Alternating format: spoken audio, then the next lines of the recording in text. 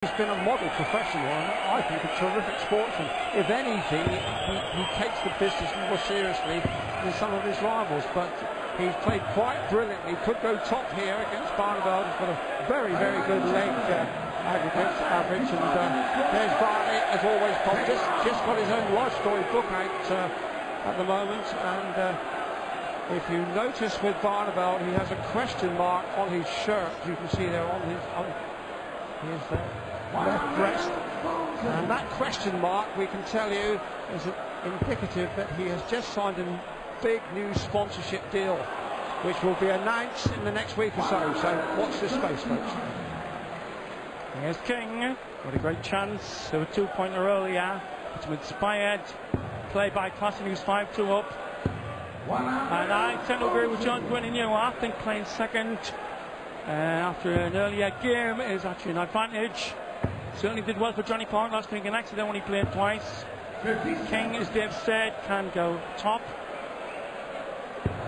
Barneveld's manager, Ed Guy, who's just negotiated that big new sponsorship deal. And there is Barney, and it's incredible, Sid. He's got a higher average than King and a better checkout success rate, and yet he's only won 4 matches.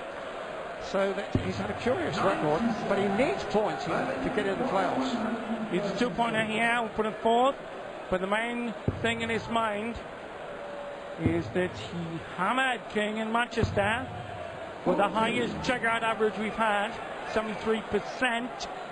8-3 that was, no 6-180s. The last match you've just seen James Wade on fire, hitting 136 average in 2 legs, and 8 180s. Taylor Wade's coming up, that will be a belter. First go at the double lane. Double 18, double 9, on the way. And King, we have to say, is normally immaculate with his finishing. That has been the factor that has propelled him so far up this league so successfully in this campaign, the 5th year of the Whites and Mackay's Premier League. But King now has a clear throw at double 9, and this is normally where he is quite deadly. Barney last week lost 8-5. James Wade loved to be at 99 last week. Lost 8-5 to Wade last week. At Exeter, and there's Dennis Priestley, our pal from the Grizzlies tournament 2 years ago. And at the moment, successfully battling. Pretty serious medical condition. We wish him and his family all the best.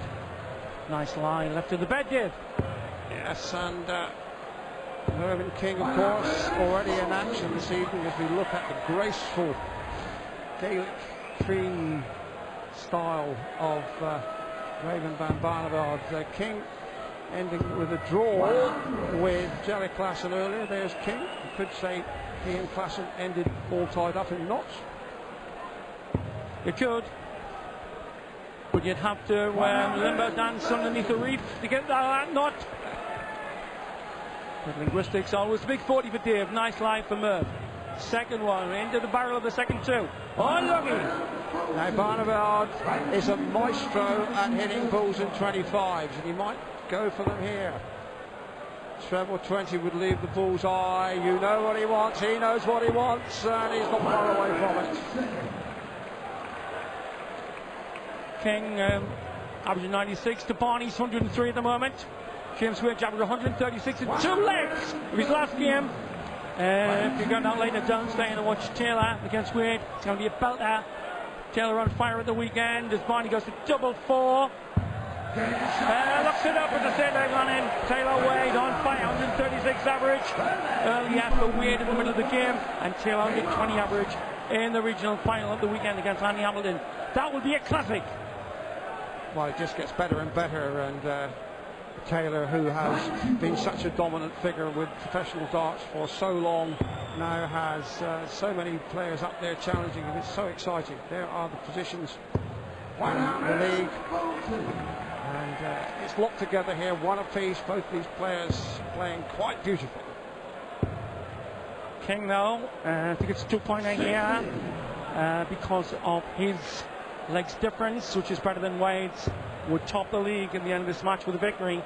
Well, he had a jet-propelled start to the campaign, didn't he? 8-1 against Wigan in Liverpool, 8-1 against Wayne in Edinburgh, 8-2 against Bath. He's really had a getaway. Well, Park proved last week with having 2 matches. There's the benefit, as we say, 5,000 fans here by the side of the Trent, with tungsten is straight and rarely bent. Barney right on the heels.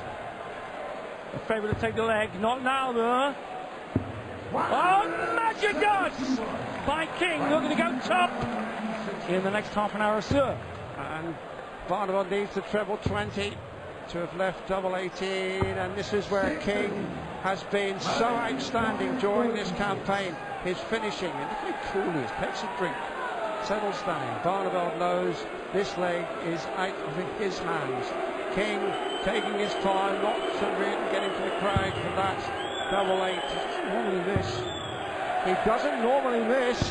Double 9 shuts the crowd up. Very bad order from the crowd for the player to go for a double, but that's the perfect way to handle it.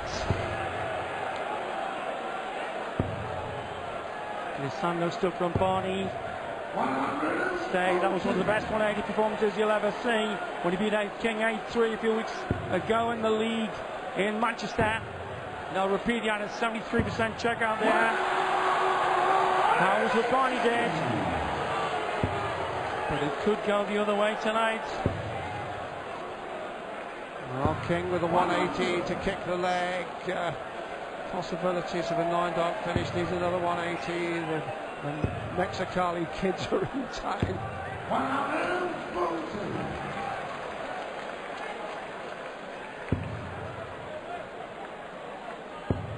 Lovely in the stacker, still room for a third. Goes for the ball, but that will do him. That's Barneveld's trademark. That third dart, without seemingly moving his eye line or his aim, he just pops it into the ball at 25. We'll watch for that. And he needs 156. He needs 2 trebles here to leave him double 18. Yeah, Barney desperately needing a 2-pointer here. Would put him 4th above Part, who's not playing tonight, and is on 11. So it's a bigger match for Barney than for Merv. At 20. Bullseye! Bold! You would venture to suggest that Barnevald's got to hit this. And now double 18. Loves double 18. That's why. Well, the blow.